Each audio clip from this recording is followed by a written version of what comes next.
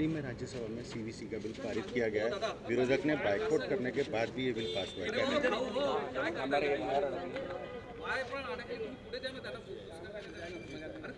जिस तरह का ये बिल है,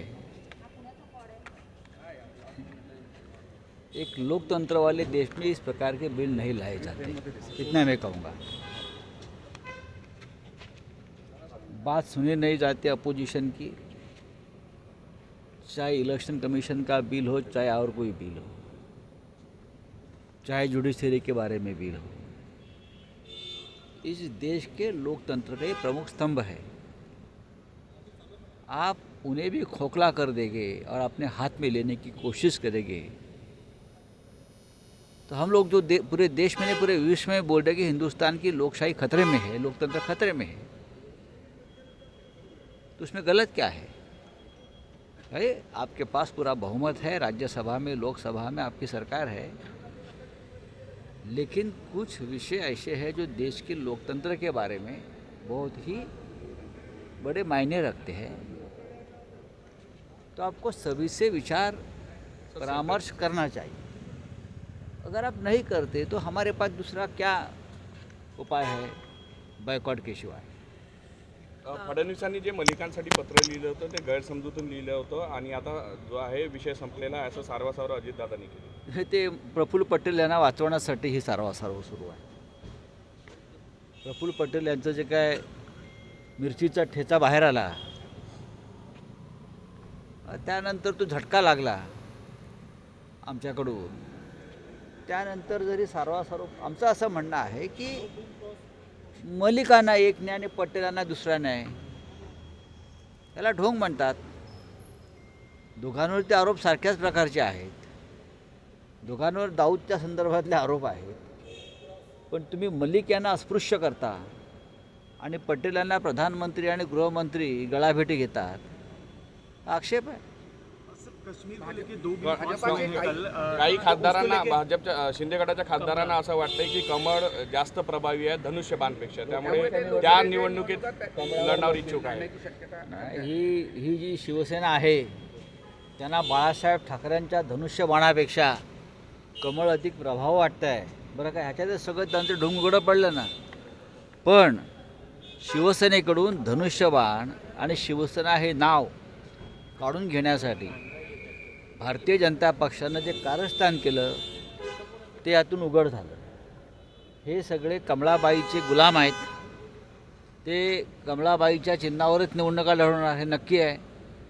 कारण जरी त्यांना शिवसेना आणि धनुष्यबाण दिलं असलं तरी ह्यापैकी कोणत्याही उमेदवाराला शिंदे गटाच्या आपलं डिपॉझिट वाचवता येणार नाही याची खात्री पटल्याने, ज्याची भीती असल्याने त्यांना कमळ चिन्हावर निवडणूक लढायची आहे. आता निवडणूक आयोग काय निर्णय घेणार? जे म्हणत होते धनुष्यबाण आमचा, शिवसेना आमची, ते तर कमळाबाईचे गुलाम होत आहेत.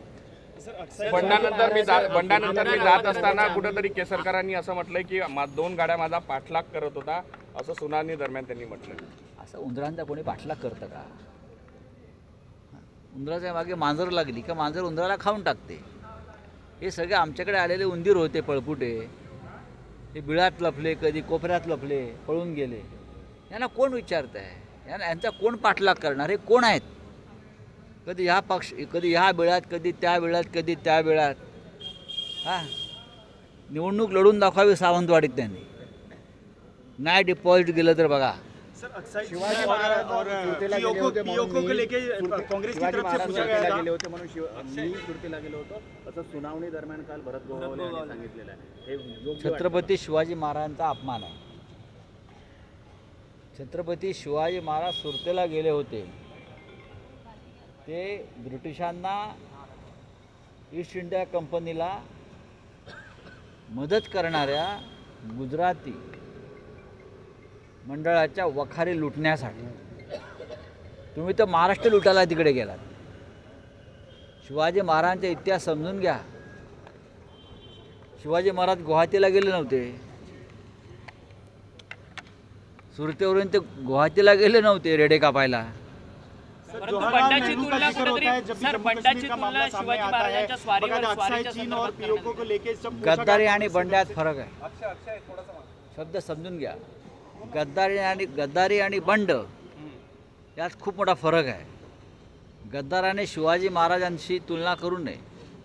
जे खरे बंडखोर असतात, जे देशासाठी राज्यासाठी बंड करतात, त्याने शिवाजी महाराजांचं नाव घ्यावं. नाशिकमध्ये ड्रग्स कारखाना कांग्रेस की तरफ से सवाल पूछा गया है कि उनको कब लेके आएंगे वापस, कब भारत में ये सही समावेश बात है. करेंगे, तो हम उसको लेके अमित शाह जी ने कहा ये गया था कांग्रेस के कार्यकाल में. तो आप लेके आइए ना, 10 साल आप है ना. और जवाहरलाल नेहरू का जिक्र होता है जब भी जम्मू पंडित जवाहरलाल नेहरू का जिक्र मत करिए. पंडित जी बहुत महान नेता थे. बात ऐसी है, लद्दाख किसके कार्यकाल में गया है भाई? लद्दाख की ज़मीन किसके कार्यकाल में गई है? और जो कांग्रेस के कार्यकाल में गया है, आपकी जो बात है वो हम वापस लाएंगे. ये 2014 में आपकी गारंटी थी ना, इसलिए आपको लोगों ने वोट दिया. उस वक्त तो आपने अपनी 56 इंच की छाती और सीना दिखाया था कि हम लेके आएंगे. तो आप कब लेके आओगे? तो ये सवाल जो है वो जायज़ सवाल है. अक्साई चीन हो, पीओके हो या और कुछ, लेकिन वो छोड़ दीजिए. आपके कार्यकाल में जो लद्दाख की जो ज़मीन गई है, पेंगुइन लेक तक जो चाइना घुस गया है, अरे उनको तो बाहर हटाइए पहिले. अजितदादांनी म्हटलं अर्ध खातं मी मागितलं होतं, मात्र ते फडणवीसांनी स्वतःकडेच ठेवून घेतलं असं अजितदादा म्हणाले. अर्थ खातं कोणाकडे आता आहे? अजितदादाकडेच आहे. म्हणजे गौप्यस्फोटाला केलं. सर परिषदेत पीएचडी धारकांच्या संदर्भात काय करणार आहे? पीएचडी घेऊन काय करणार आहे असा विद्यार्थी मिश्किल कोणते दिवे लावतील? काय दिवे मोदींनी सांगितले पकोडे तळा ना. सर मराठा रिजर्वेशन को लेके चर्चा होने वाली मोदी है. मोदींनी सांगितले. 19 तारीख को होने वाली है. सभी पक्ष पीएम पद की दावेदारी कर रहे हैं. कोई पीएम पद की दावेदारी नहीं कर रहा है.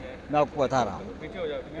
इंडिया की बैठक 19 तारीख को 3 बजे खरगे साहब के घर पे हो रही है. महाराष्ट्र से शिवसेना के पार्टी चीफ उद्धव ठाकरे जी और शरद पवार साहब जाएंगे, और सभी इंडिया ग्रुप के जो हमारे सदस्य हैं वो सभी उस वक्त उपस्थित रहेंगे. जिस तरह से 3 राज्यों में मुख्यमंत्री बनाए गए हैं भाजपा की तरफ से, कहीं ना कहीं एक ट्राइबल नेता है, ओबीसी नेता है, ब्राह्मण नेता, तो कहीं ना कहीं 2024 की तैयारी की जा रही है. लगता बात है ऐसी है कि भारतीय जनता पार्टी के पास बहुमत है. किसको मुख्यमंत्री करना है, किसको नहीं करना है, उनका अधिकार है. लोकतंत्र में अधिकार है. अगर कोई नई व्यक्ति को मुख्यमंत्री बनाया जाता है तो उसमें कोई ऑब्जेक्शन लेने की बात नहीं है. नए लोगों को भी इस प्रकार की काम करने का अवसर मिलना चाहिए. जो पुराने उनका क्या सर, शिवराज सिंह चौहान? देखिए, शिवराज सिंह चौहान बड़े नेता है, इतने सालों से वो मुख्यमंत्री रहे, लेकिन पार्टी को उनके लगता है पार्टी को कि नए चेहरों को भी आप अवसर देना चाहिए. तो मुझे नहीं लगता है कि उस अभी महाराष्ट्र में देवेंद्र जी को डेप्यूटी सीएम किया, उनका पार्टी का एक भूमिका है, और शिंदे जी जो नए हैं उनको मुख्यमंत्री बनाया. सर विधानसभा अध्यक्ष राजीनामा देऊ शकतात, कारण की ज्या पद्धतीने सुनावणी जी आहे ती 31 डिसेंबरपर्यंत निकाल देण्याच्या संदर्भात कोर्टाने आदेश पारित केलेत, आणि रोहित पवार म्हणतात की यापूर्वीच विधानसभा अध्यक्ष राजीनामा देतील म्हणून. त्यांच्याकडे माहिती असेल. मला असं वाटत नाही की विधानसभेचे अध्यक्ष जे आहेत ते अशा प्रकारचं सत्ता सोडण्याचा निर्णय घेतील. त्यांच्यासाठी विधानसभेचं अध्यक्षपद हे घटनात्मक पद नसून भाजपने दिलेलं सत्तेचं पद आहे. नाशिकमध्ये जो ड्रग्सचा कारखाना होता त्याचा खोलण्याचं जे प्लॅनिंग होतं ते जेलमध्ये आणि ससून हॉस्पिटलमध्ये झाल्याचं आहे. पोलीस तपासात समोर आलं. टास्क फोर्स बनाने की बात की है फडणवीस ने. हाँ, अभी टास्क किसका? एंटी ये जो जिस तरह से मामला ड्रग्स के मामले आ रहे हैं, ड्रग्स का मामला पूरा देश में पूरे राज्य में बढ़ रहा है, और उसमें इस सरकार